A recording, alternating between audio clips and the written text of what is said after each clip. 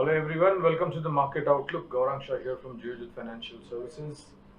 So for the week, we do expect some recovery to come through in the market. With last 2 weeks, we had consolidation and profit booking. Though last week we did see some recovery in the market, but by the time we did end the day and the week, uh, there was enough red visible on the screen. Uh, and it is always prudent, as I've been, interacting with all of you all, that after the market makes a new high, you see consolidation, and that's what we've seen. And I think we all should take these consolidation of 2 weeks in its stride, not to forget. And given that we've seen fantastic rally since 1st of Feb, since the Honorable Finance Minister had the budget unveiled to all of us. So healthy signs, and I think as I speak to all of you all this Monday, uh, from the lower levels in the morning that we've seen, we have actually witnessed some recovery also. So our sense is that possibly you will see recovery come through, and great opportunity to add stroke buy stroke invest into sectors that we've been recommending over the last couple of months since the time we started our interaction with all of you, and prudent enough to get into some known names. Now, a word of caution to all those people who have bought certain banks, certain public sector banks, on fallback of some news agency uh, coming out and saying that the government is planning to sell off some weak, smaller public sector banks. Now, and after that particular announcement, we've seen rally of 30, 40%, 50% in some names. Now, a word of caution: these names were given out by one particular news agency. It was not the government that has said that they are going to divest in XYZ public sector bank. So be a little bit careful, cautious. I've been sounding cautious even on business news channels since last week. I've been also advocating that it is always prudent to get into these stocks only after we have clarity from the government. And one more thing I would like to add is that these names were given out by certain news agency. Stocks ran up without realizing. They took a preemptive trade in all these names, thinking that these are the names that the government will finalize.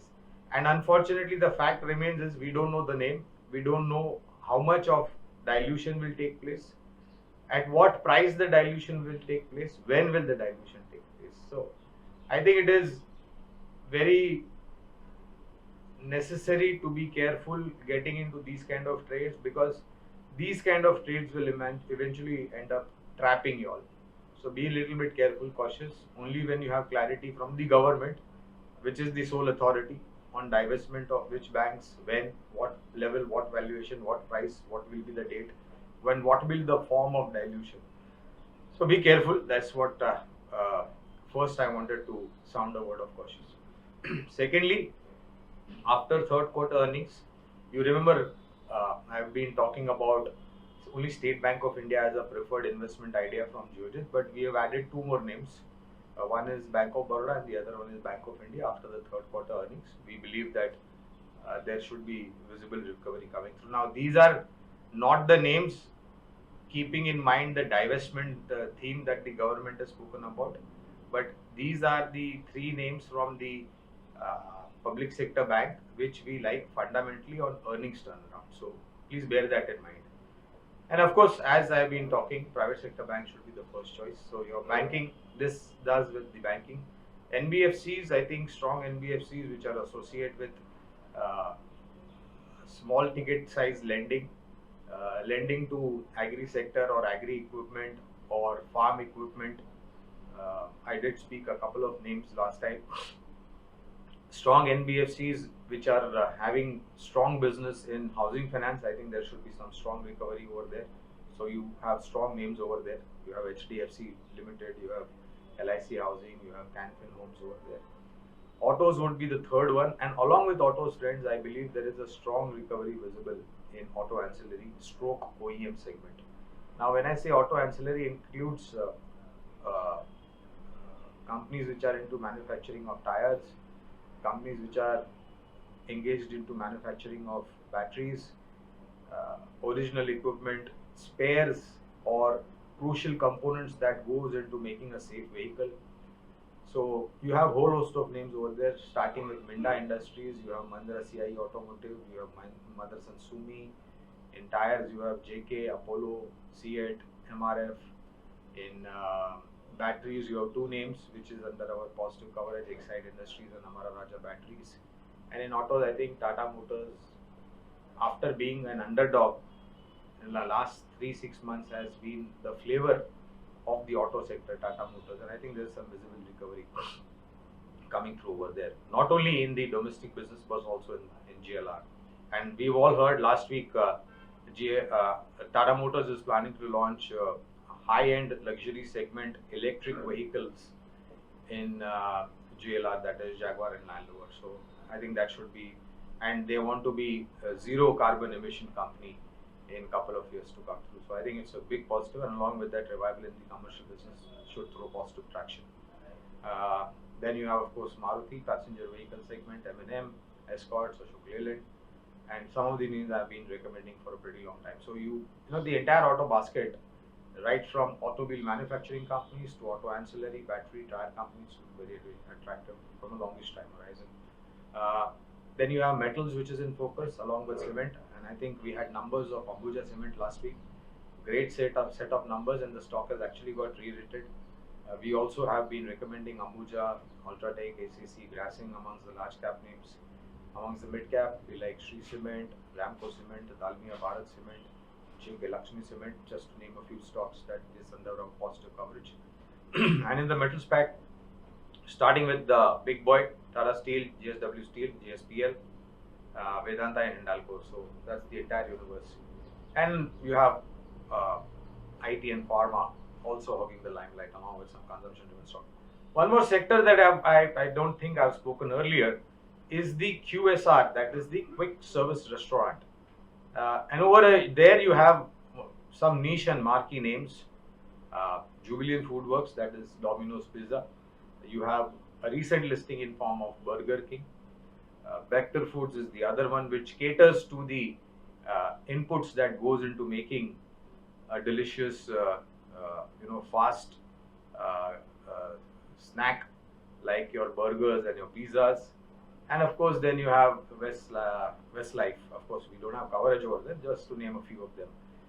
And our sense is that the third quarter earnings have shown some fantastic traction in terms of earning visibility, and more importantly, friends, I think the new products that are added onto the menus, I think there they have got a lot of flavor from the consumers stroke customers, and I think the same store sales growth rate is going to start looking much more stronger.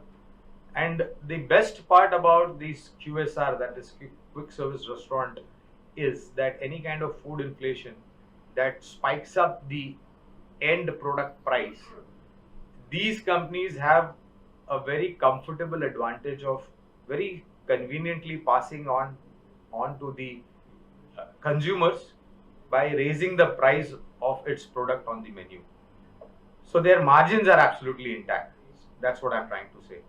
And if you have to only go by the 35% plus young population that our country has, and the footfalls that go into these stores, you can just imagine how fantastic the recovery looks. So I think this QSR segment is something that you should possibly keep your eyes on. A word of worry or a cautious,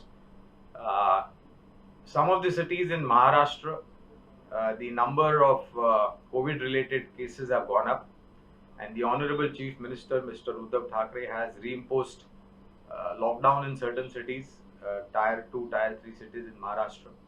He has banned or prohibited any kind of social gathering, and he has advised the citizens of Maharashtra, Mumbai and its neighboring cities around to be disciplined.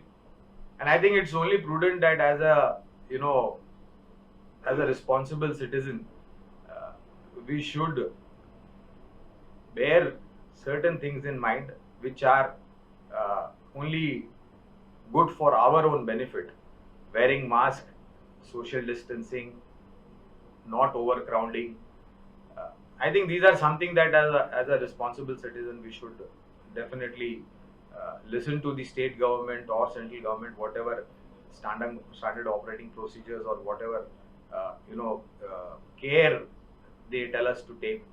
If we are irresponsible, then we'll have to suffer, and I don't think we have anybody else to blame but ourselves if we are not going to follow whatever statutory guidelines have been laid down in form of standard operating procedures. So my humble request to all of you all, be a responsible citizen, wear mask, maintain social distancing, and avoid overcrowding.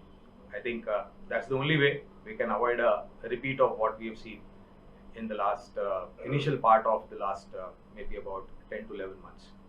And along with this surge in reoccurrence of COVID numbers, I think the spotlight is again going to go back to healthcare sector.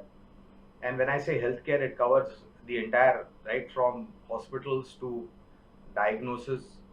So you have stocks like Apollo Hospital, you have stocks like in diagnosis, Thyrocare, Dr. Lal Path Labs, Metropolis, which will be in focus. Though the RT-PCR test cost has come down from 1500 plus to I think 700, 800 or 900 rupees. But in case if the numbers are going to look alarming on reoccurrence of patients, COVID related cases, then I think these healthcare related diagnosis sector is also something that will be spotlight. And even overall, if you go to see, I think the kind of awareness that has come into common man or common public is to regularly go and get your health checkup, etc. If there is a sign of any kind of symptoms, then go and consult your doctor and get it treated appropriately. So I think these two healthcare related sectors would be in limelight on fallback of whatever has happened recently. Crude oil continues to remain elevated, and it has actually surpassed the expected levels on the higher side that we had in mind. And the resultant is the surging petrol and diesel prices per liter. Some states have given some kind of respite to consumers. Remains to be seen how the center handles this spike in petrol and diesel. So one needs to be careful over there. Markets have corrected, and I think it's a great opportunity over the last 2 weeks. So please use dips to add to the stocks. I have laid down a lot of sectors, some stock specific name, and we should not be really worried about these kind of correction. Not to forget, we are at 50,000 plus levels on the Sensex. We are at 15,000 plus levels on the Nifty. We have to inculcate a habit of these kind of corrections, and we have to inculcate a habit, more importantly, to see newer highs. I think it's a healthy habit to inculcate. We should get used to seeing much more higher levels going forward from here on. Stay healthy, stay safe, and invest wisely is my request to all of you all. And be a responsible citizen, and don't try to be a COVID idiot. See you again next week. Thank you all very much. Bye bye.